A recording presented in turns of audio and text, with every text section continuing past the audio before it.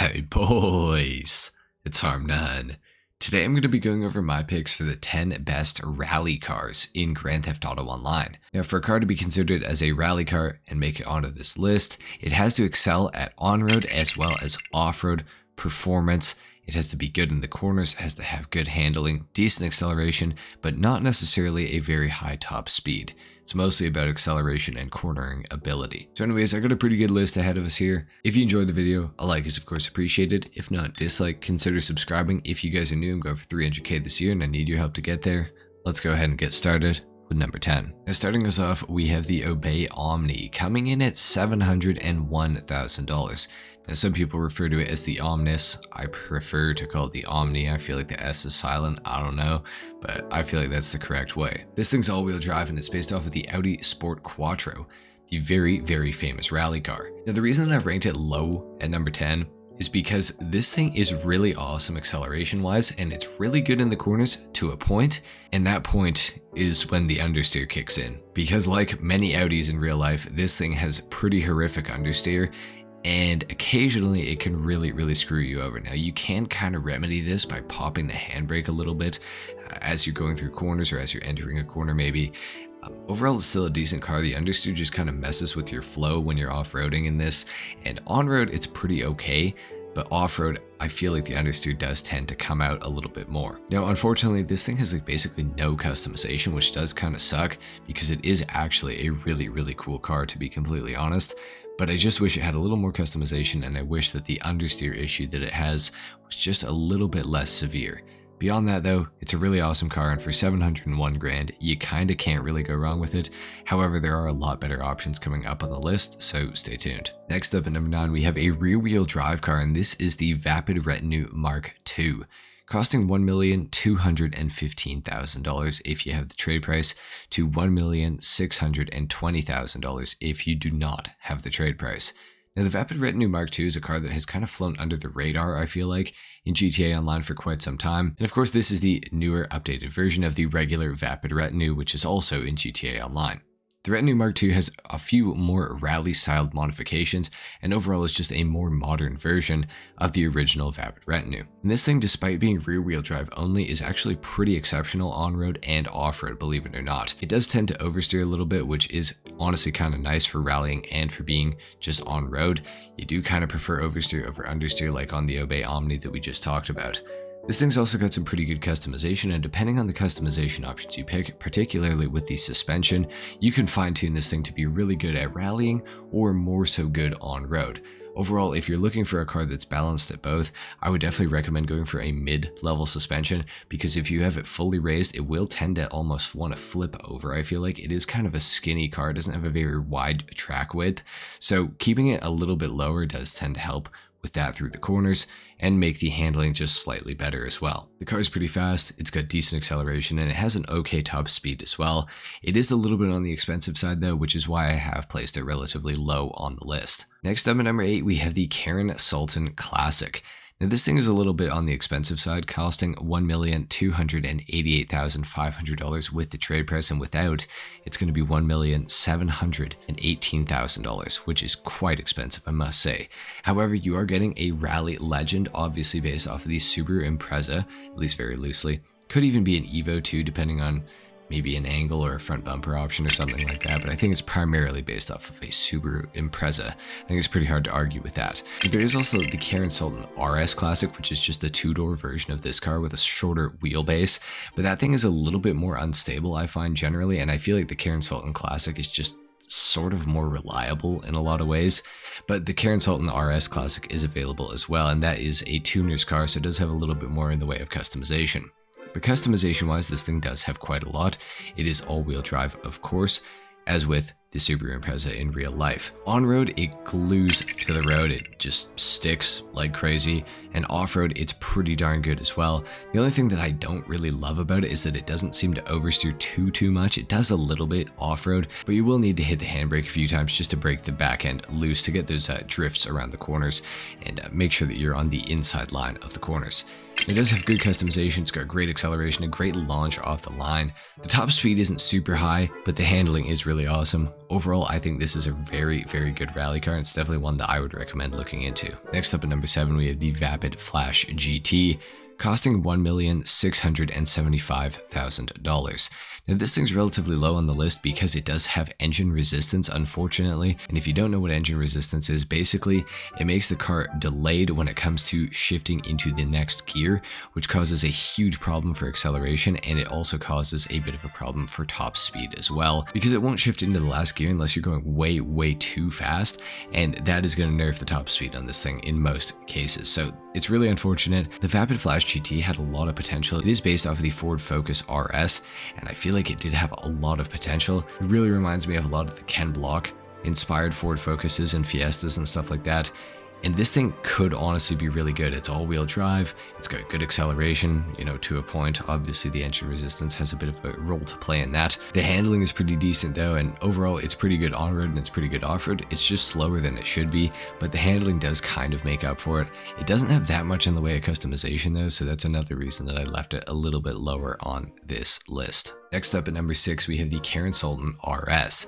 Now, this is not to be confused with the Karen Sultan RS Classic that I mentioned earlier. This is the regular Karen Sultan RS. This is going to cost you $12 grand for the initial purchase price of a Karen Sultan, and an additional $795,000 for the Benny's upgrade into the Karen Sultan RS, which is going to take it from being a 4-door to a 2-door. Now, this thing is definitely meant to be some sort of a rally car for sure. But it could also be considered to be somewhat of a race car as well. It's kind of a hybrid between the two, but make no mistake, it is still all-wheel drive. It still has great acceleration and a pretty good top speed as well. And the upgrade to the Sultan RS from the Sultan also turns this thing from being a sports car into a supercar as far as GTA classing goes. With the Benny's upgrade, you get a ton of customization as well, which is really awesome. And some of the livery options in particular are fantastic with this thing and can definitely try to sell the rally image of it for sure. You know, it's good on-road, it's pretty darn good off-road as well. Handling's great, acceleration's great, top speed's great, launch is great. There's really nothing wrong with the Karen Sultan RS. It is just a little bit on the expensive side, but all things considered, it is still pretty cheap, I would say, and it certainly is a very good car. At number 5, we have the Vapid GB200 coming in at $840,000. This thing's based off of the RS200 Ford, which is a very famous rally car. It is rear engine, which is super cool and quite unique for the rally category in many ways. It's all-wheel drive, it gets a good launch, it gets good acceleration, and has a pretty decent top speed, and the handling is super responsive.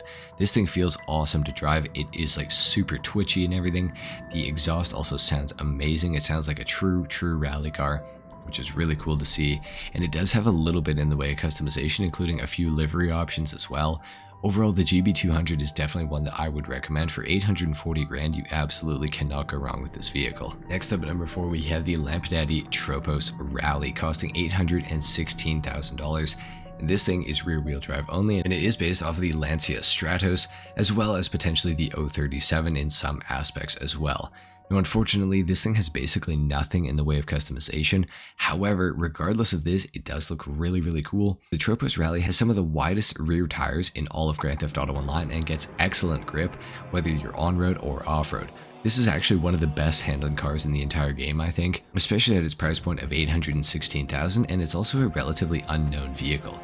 Now, the unfortunate part of this is that it only has 2 livery options, or you can have no livery, which does kind of suck. I would have liked to see some more stuff with this vehicle. I'd love to see some updated customization for it, but make no mistake, this thing's going to be a beast on-road or off-road. It's super quick, despite being rear-wheel drive only. It also gets a launch with like little to no wheel spin as well. So it's super quick off the line, and the top speed is pretty good as well. The Tropos Rally is a sick car. You guys should definitely look into it if you don't have one already. At number 3, we have the relatively new Maibatsu Monstrosity, coming in at $1,485,000. And to get started, this thing does have the Imani Tech Missile Lock-On Jammer available for it, which can be an added bonus to owning this vehicle. On top of this, it's also got a super short wheelbase, and it's all-wheel drive. And despite it being a little bit on the taller side, this thing absolutely glues to the road. It is so crazy, the handling on this thing. It turns on a dime as well, and the customization for it is definitely very much rally and off-road inspired. I would definitely say that the Monstrosity is more suited to being an off-road vehicle than an on-road vehicle, But make no mistake, this thing is very good on-road or off-road. It does not matter where you take this thing, it will get through pretty much anything. It's got a snorkel option, it's got some really cool roof racks and things like that.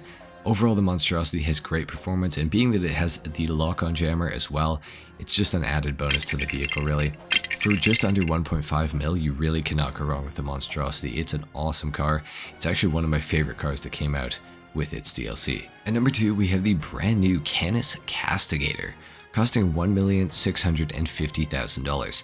Now, I was debating putting this car on the list or not, and I ended up deciding to put it on the list because I do feel like it does have aspects of it that are kind of rally inspired.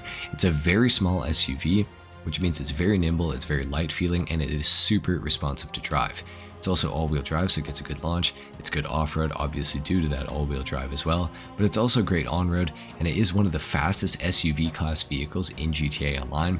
So I just felt like this thing was kind of a perfect storm to make it onto this rally vehicles list in GTA Online. The Castigator is absolutely awesome. Like I said, it's one of the fastest SUVs in the entire game. I believe on last gen it is actually the fastest SUV in Grand Theft Auto Online, which is pretty cool. So if you want to race, this thing's absolutely insane. It's way faster than the Pegassi Tauros as well, which is super sick. And the customization is pretty nice for it as well. Overall, I just felt like it was deserving of being on this list, but let me know in the comment section down below if you think that the Canis Castigator is a bit of a miss. I'm very curious to know your thoughts. For some honorable mentions, we have 2 removed vehicles, starting off with the Vapid Retinue, costing $615,000. Unfortunately, this thing was removed when they took 188 cars out of the game, but make no mistake, the Vapid Retinue, whenever it comes back into the game, is worth picking up.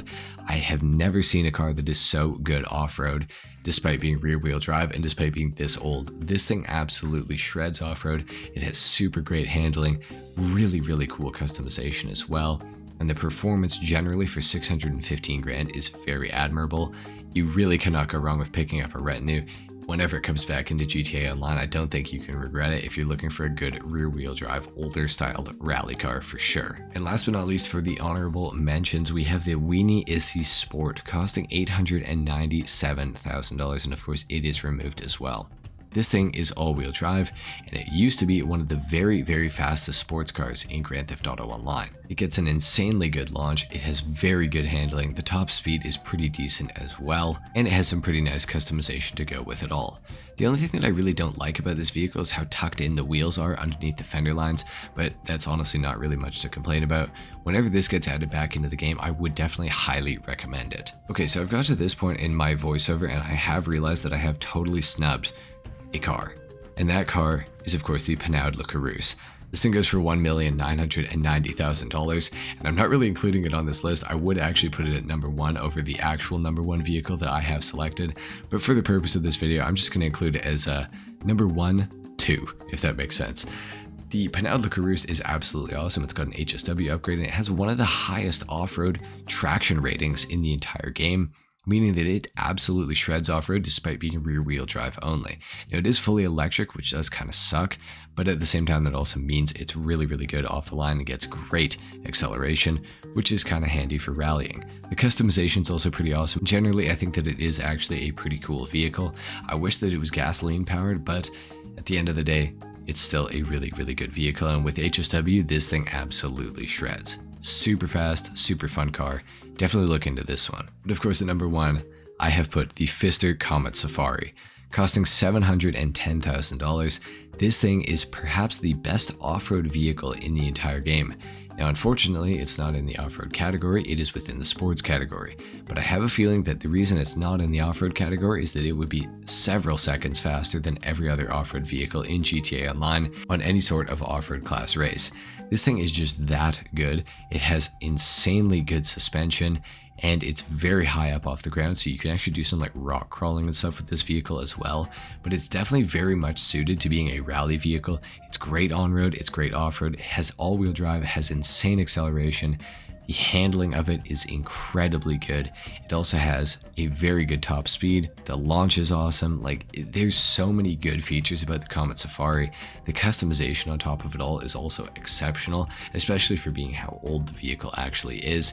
And another cool feature about it is that if you take it to an MOC or an Avenger with a weapon workshop, you can actually put front-mounted machine guns on this thing, oddly enough. So that's just another good feature about the Pfister Comet Safari. This thing's pretty underrated though. I don't really see many people talking about it, and for the price, I think it's an excellent vehicle. And in my mind, there's no doubt that this is the #1 best rally car in Grand Theft Auto Online as a general vehicle. But of course, you could argue that the Panhard Le Carousse could be #1 as well. But I forgot about it, and I didn't put it on my list before I started recording. So I did mention it, I didn't forget it, so there you have it. Anyway guys, there you have it. That is my list for the 10 best rally cars in Grand Theft Auto Online. I hope you enjoyed this video. I haven't made one of these for a number of years, but we've got some really good cars in the game now for the list, so I figured it was time to make it again. If you enjoyed the video, a like is of course appreciated. If not, dislike. Consider subscribing to my channel if you guys are new, and I will see you all in the next video. Until then, take care. Peace.